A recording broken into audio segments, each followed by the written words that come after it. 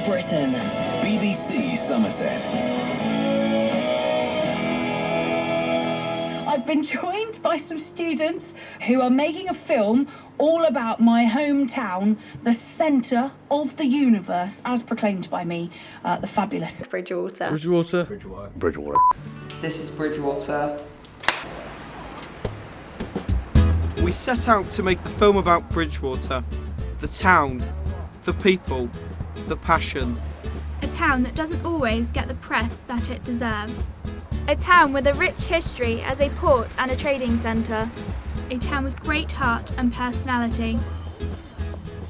We wanted to meet people who had grown up and gone to school here, to hear their stories and to find out how they feel about the town. We met amazing people from many walks of life, travelling to London and across Somerset to catch up with people from Bridgwater. We hoped to make a film that would inspire young people, and here is what we recorded. This is Bridgwater! First, we spoke to Emma Britton to find out if she had anything she had learned from growing up in Bridgwater that she could pass on to us. Always keep your options open, I think, and be proud of where you're from as well. Don't be drawn down by anyone. There will always be negative people out there, and don't be drawn down by them. I love the fact that we are the home to possibly the world's largest illuminated carnival. Hello, that's a massive accolade. You know, on an annual basis, well over 100,000 people come to our town for one night of the year. So I'm really passionate about, promoting carnival. Inspired by Emma's advice, we met with world-class Paralympic footballer Robin Williams. Robin has been blind from birth, and when he's not playing football, he's doing a PhD in maths. We caught up with him at the site of the new Robert Blake and Elmwood schools, teaching students the skills that he has acquired. I had a really good childhood, I wouldn't have changed it for anything, so I was really fortunate. My family are all kind of from the Bridgwater area, and it's a kind of fairly industrial town, and lots of people I know, lots of my friends have work here and came to school here. Both my brothers came to secondary school here. It was definitely good for me academically. It's definitely one of the main reasons why I am where I am now academically. So I'm doing a PhD in maths at Exeter. As we were coming from different schools, it was good to travel to London by train, as it gave us a chance to get to know each other on the way. Our destination was a celebrity hair salon set just off the busy Kensington High Street. There we go, so we have a little bit of this. Hey? Beautiful hair. What compelled you to go into the beauty industry? I decided to be a hairdresser because my mum's a hairdresser, my nan's a hairdresser, and my great-granddad's a hairdresser. I actually used to be a professional footballer, but I had a really bad ankle injury. So my mum taught me it, and she said if you ever get a bad injury, it's always something you can fall back on. So my mum had a dream, I had a bad injury, and now here I am. It's quite a sort of a heterosexual sort of industry with men, so there is that whole sort of prejudice that, if you're a male hairdresser, you're automatically gay. So yes, I had a lot of sort of bullying and picking on when I was in school, in college. But when I went back to the school in Haygrove, I stood there and I sort of said, all those boys that are picking on the other boys, I've now worked with Kylie Minogue, Elle Macpherson, some of the most beautiful women in the world. And when I was at college, I was the only male. So I had all those females around me, so it's not a bad thing. So, just take it on the chin, and then just, it always used to drive me on even more. Bridgwater, Somerset is from my roots, so I'll never forget that. So, but my mum and dad and my nan and granddad and auntie and uncle still live down there, so, and my brother. So I still go down quite a lot. Back in Bridgwater, it was great to meet somebody else from the beauty industry, someone dedicating her talents to teaching others. I wasn't born in Bridgwater, but I did grow up in Bridgwater. I went to school here. What was your inspiration for getting into beauty therapy? I know a lot of people think it's all about nails and makeup, but it is a lot more to that.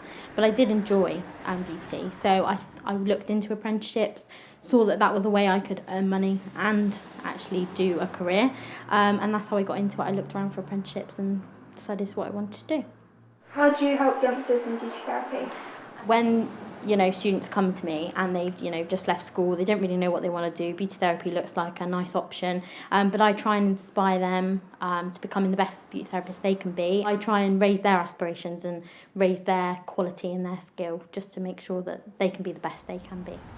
I really like Bridgwater. I've always liked Bridgwater, hence I've been to school here, college here. I went to university away, but then came straight back here. I work here.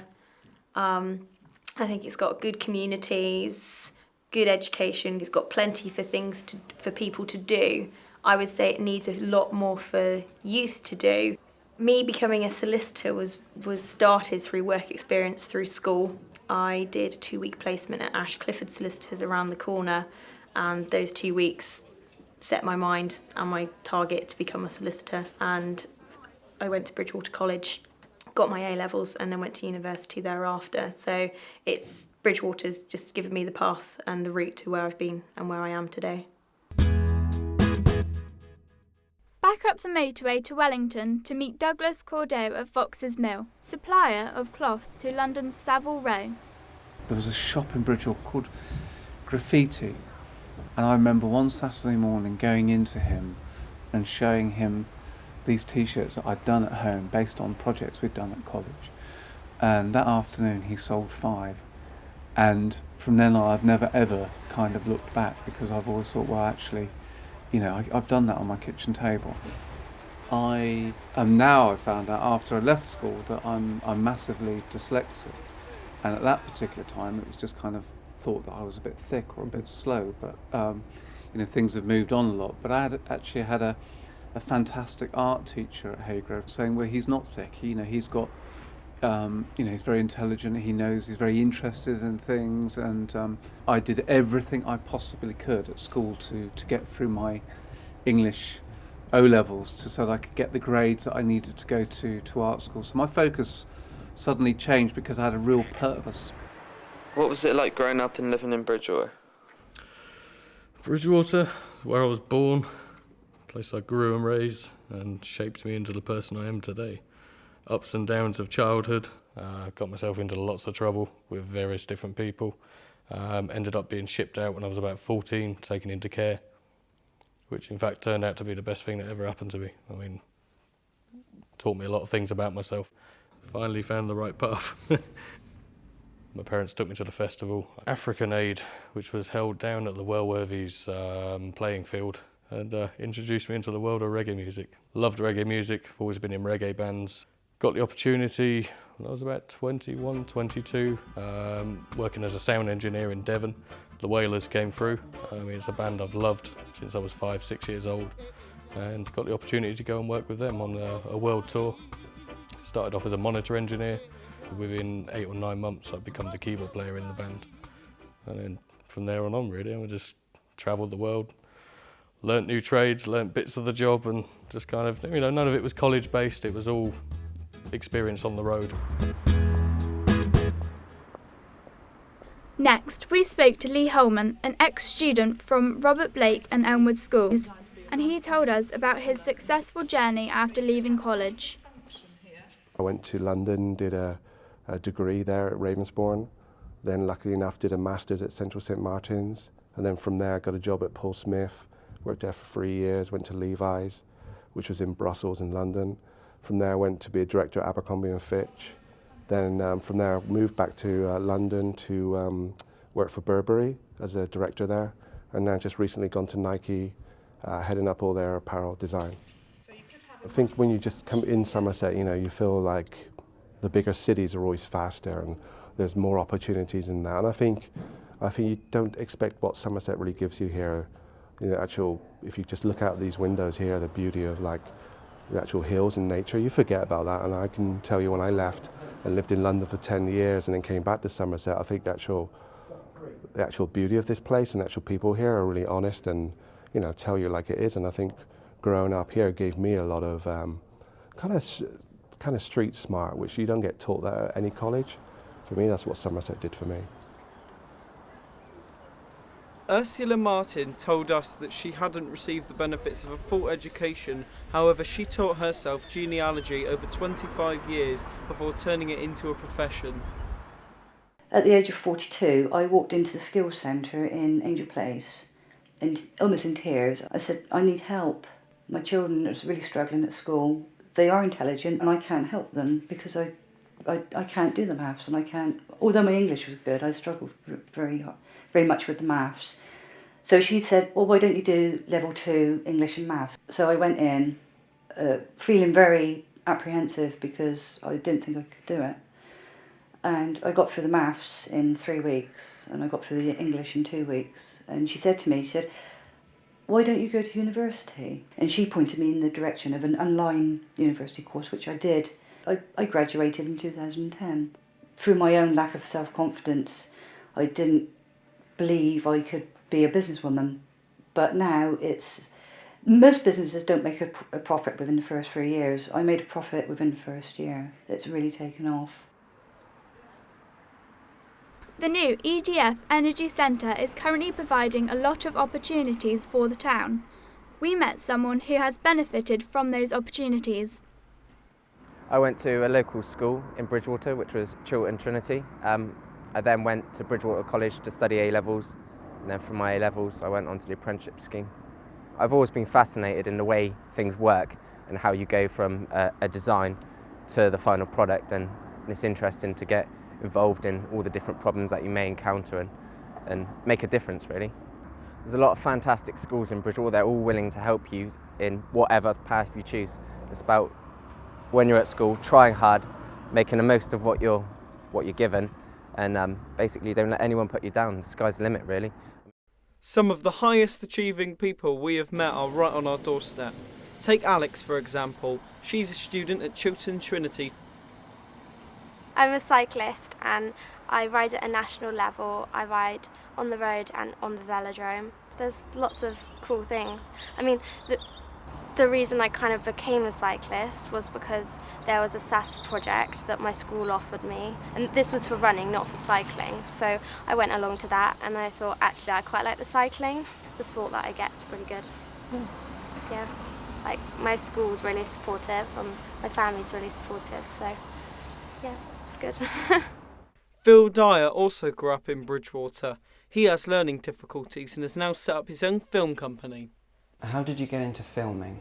So I got some money paid to do a film on healthy eating, so I found out where my talent lied in that industry, and that's what gave me an interest in my own films. They're going to be informational films to support people with all forms of LD. So I think it's a good idea for anybody of any age, any culture, any disability or not, to do things independent for themselves. It's how they achieve their goals. We are extremely privileged to have such a highly rated college in the centre of Bridgwater. It's so diverse. I mean, it ranges from the people of Bridgwater who've grown up here all their lives, and you also get the international students who have come from Spain, Poland, the United Arab Emirates. It's such a variety, and everybody's accepting of it as well. And college from a student's point of view is very positive. Pretty much anything you want to do, you can. Like, for example, I'm doing the International Baccalaureate, which is a very highly regarded qualification. You study 6 different subjects, so it's very broad education, and you take your exams at the end of 2 years, which gives you a very, very good knowledge of each subject. Bridgwater is one of the few colleges that offer the International Baccalaureate free. All of Bridgwater's opportunities are not just for the young. Where did you used to hang out as a child in Bridgwater? My interest was obviously started in carnival. Roller skating was the main thing then. And just for the record, I was Bridgwater roller skate champion. Pictures, obviously, once a week was an in thing then.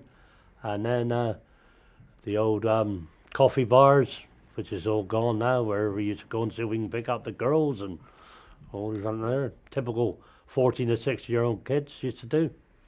I don't think they like to do it now because they like computers too much, but I wouldn't change my time. I was born and bred here and proud of it. Plenty of restaurants, plenty of pubs, plenty of fun. Bridgwater Fair always used to look to every year, then followed by the carnival. A lot of good friends. Can't ask for a better place than Bridgwater. The way the country is now, there's such competition for jobs, for places at university, and I know, school can be a time of fun and, relaxing with your mates, but you do need to work hard in order to get on, because, you also need to have some confidence and be proactive as well. There is a constant change to Bridgwater's future with evolving business deals. We found that there are unlimited opportunities that people have grasped and made into their own careers. I have learnt that it's never too late not to let anything hold you back, and that no dream is too big. My mum always gave me a little thing. She said, son, aim for the moon. Even if you miss, you'll end up among the stars. It's the best advice I've ever been given.